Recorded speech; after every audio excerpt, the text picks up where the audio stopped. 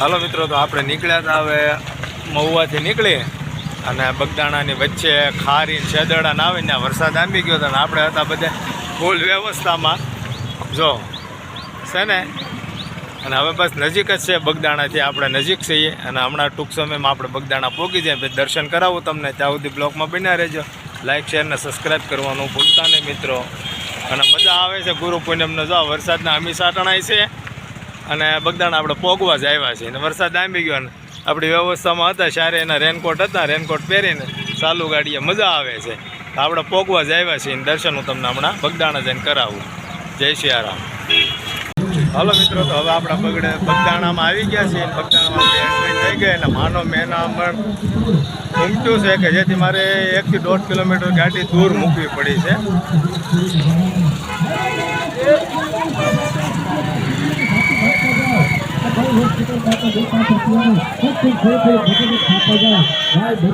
હમણાં આપણે પ્રસાદ લઈ બાપાના દર્શન કરીએ. બાકી આપણે આવી ગયા છીએ હવે બગદાણા. હાલો મિત્રો, તો હવે આપણે આવી ગયા બગદાણા. આ બગદાણાનો ગેટ. હવે આપણે જવાનું છે પ્રસાદ લઈને. આપણે પ્રસાદ ચડાવીને કમ્પ્લેટ કરીએ, ત્યાર પછી દર્શન કરીએ અને નીકળશું. અહીંથી હવે જવાનું છે સીધું ગારિયાધાર. કારણ કે વરસાદને હેરાન થતા હતા. આપણી પાસે ફૂલ વ્યવસ્થા હતી.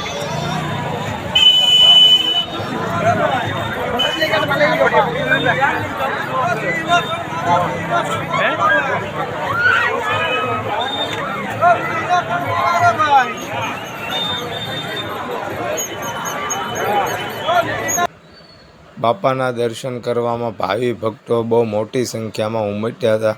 છતાં આપણે લાઇનમાં રહીને બાપાના દર્શન કરવાનો જે લાવો મળ્યો, એ અનુભવ જે થાય છે દર્શન કર્યા પછી, એ તો મને જ ખબર હોય છે. જો એટલી બધી મોટી સંખ્યામાં આપણો વારો ક્યારે આવે, છતાંય પણ આપણે લાઇનમાં ઉભા એટલે શાંતિપૂર્ણ દાદા બાપાના દર્શન થઈ જાય છે. અને એક બહુ અલગ જ રીતની અનુભૂતિ થાય છે. અને આ આપણે બાપાનું સાનિધ્યની અંદર આવો એટલે તમને ખૂબ જ આનંદ થાય. આ જલપા અને ભવંતી એ લોકોએ બાપાના દર્શન કર્યા અને હિતુભાઈ અમારે જો શ્રીફળ ચડાવે છે અને એના મમ્મી આરે એ આવ્યો છે પ્રસાદ ચડાવવા. અને શું છે અત્યારે ત્યાંના છોકરા ચડાવે એટલે એને આવે છે મજા. તો મને કે લાવો પપ્પા, એ કે હું ચડાવી દઉં. એની મમ્મી એને થોડીક હેલ્પ કરતી હતી. અમારે હિતુભાઈ શ્રીફળ વધેરતા હતા. આવી રીતે છોકરાઓને તો શું છે મસ્ત ટીંગા મસ્તી થાય. તે જો આવી રીતે શ્રીફળ ચડાવીએ ને હવે એ કહે છે કે લ્યો થોડુંક પાણી પી લો, શ્રીફળનું બહુ સારું અને અત્યારે સારું. એટલે થોડું થોડું એણે લીધું અને પછી આવી ગયા આપણે ધ્યાન મંદિર છે ત્યાં. ત્યાં બાપાના આપણે દર્શન કર્યા.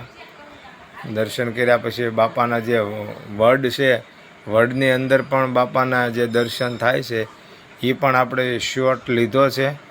જો આમાં તમને બાપાના દર્શન થતા હોય તો લાઈક ને શેર જરૂર કરજો મિત્રો. અને ઘણી મહેનતથી આ વિડીયો અમે બનાવ્યો છે, તો લાઈક શેર ને સબસ્ક્રાઈબ કરવાનું મિત્રો ભૂલતા નહીં.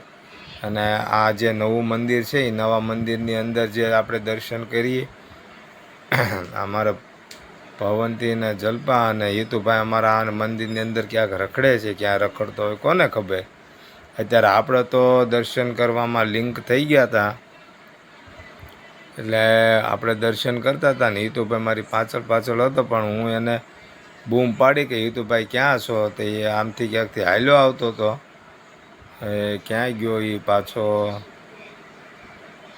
હા, તો એના મમ્મીની એ છે ને એ જો અહીંથી આવ્યો. આવી રીતે હવે ત્યાંથી નવા મંદિરેથી દર્શન કરી આપણે નીચે ઉતરીએ છીએ. નીચે ઉતર્યા પછી આ આપણને ભેગા થઈ જાય, કારણ કે અલગ જેન્ટ્સ લેડીઝને અલગ અલગ હાલવા માટેનો રસ્તો હોય. અને પછી પાછા અમે નીચે ભેગા થઈ જઈએ છીએ. નીચે ભેગા થઈ ગયા પછી આપણે, કારણ કે બપોરે દર્શન કર્યા હતા આપણે તલગાજડા મહુવા, ત્યાં પણ પ્રસાદ લીધો હતો ને અત્યારે અહીંયા વાગ્યા હતા 4:30 જેવું થયું હતું. એટલે અહીંયા બાપાના સાનિધ્યમાં આવીએ અને આપણે પ્રસાદ ન લઈએ એવું બને નહીં. એટલે બાપાના દર્શન કર્યા પછી આપણે પણ અહીંયા પણ પ્રસાદ લીધો હતો ને પ્રસાદનો ખોટો બગાડ થાય નહીં તેની પણ આપણે બધાને વિનંતી કરતો હોઉં છું. જ્યારે પણ મારો બ્લોગ હોય બાપાના સાનિધ્યનો બગદાણાનો, ત્યારે હું પણ ગમે તે પણ જગ્યાએ આપણે ગયા હોય તો ત્યાં આપણે વિનંતી જરૂર કરતો હોઉં છું કે અન્નનો ખોટો બગાડ કરવો નહીં. અને હવે જાય છીએ હવે આપણે પ્રસાદ લેવા, તો આપ બધાય પ્રસાદ લેજો અને ખોટો અન્નનો બગાડ કરતા નહીં. હવે આપણે પ્રસાદ લઈ આવીએ. દર્શન તો થઈ ગયા, તો હવે આપણે પ્રસાદ લઈ આવીએ. તો ભાઈ લઈ આવીએ પ્રસાદ. પ્રસાદ તો અહીંયા આવ્યો હોય તો પ્રસાદ તો લેવો જ પડે ને.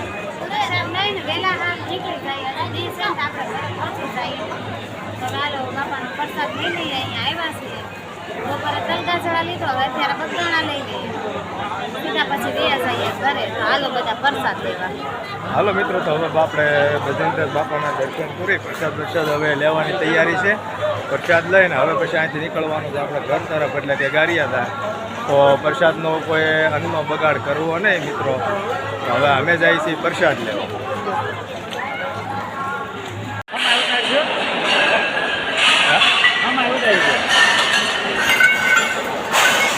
ક્યાં કાલનો આવ્યો છે?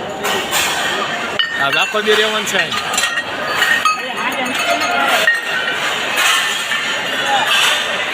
બોલો બજરંગદાસ બાપાની જય.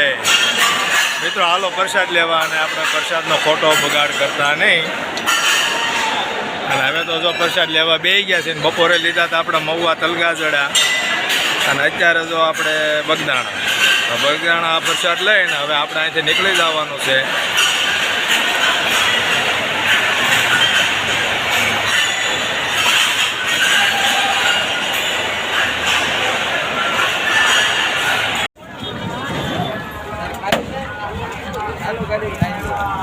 હલો મિત્રો, તો હવે આપણે દર્શન કર્યા, પ્રસાદ લઈ અને હવે આપણે સવારના નીકળ્યા હતા. ખૂબ દર્શન કર્યા, ખૂબ હર્યા ફર્યા. હવે ધીમે ધીમે ટાઈમસર આપણે ઘરે પહોંચી જઈએ. તો હવે આપણે આજે નીકળીએ છીએ. જય સિયારામ. તો આપણે તલગાજડા ગયા હતા, પછી આપણે ત્યાંથી ડિવાઇન સ્ટોકમાંથી આપણે બધી વસ્તુ ખરીદી કરી છે. તો એ સમય નહોતો તમને દેખાડવાનો, તો મેં હવે અત્યારે હું દેખાડી દઉં. આપણે જે બાપુ ત્યાં સાનિધ્યમાંથી આપણે વસ્તુ લીધી છે, જનક હાટું, ઘર હાટું, તો મેં કીધું હાલો હું દેખાડી દઉં. ત્યાં બધી વસ્તુ આપણે બાપુની તમામ મળી જાય છે. આપણે આમ જ્યાં ત્યાં લેવી ન પડે, આપણે બાપુની તમામ વસ્તુ ત્યાંથી મળી જાય છે. તો આ તો છે પહેલા પ્રથમ એક ઓઢણી જય સિયારામ વાળી મેં જનક હાટું લીધી છે. મેં કીધું જનક ગમે ત્યાં જાય કારવે, તો આ ઓઢણી જય સિયારામ વાળી. હાલો, તો આ એક જનક હાટું આપણે રામનવમી લીધી છે. આ શું છે કે ગમે ત્યાં જાય કારવે એવું સંતોના કામમાં, એટલે આ રામનવમી આમ ખંભે નાખીને જનક જઈએ કે એટલા માટે આ જય સિયારામ વાળી રામનવમી લીધી છે. કારણ કે અને આ છે ને એ જનક હાટું ટી શર્ટ લીધું છે હારવાર.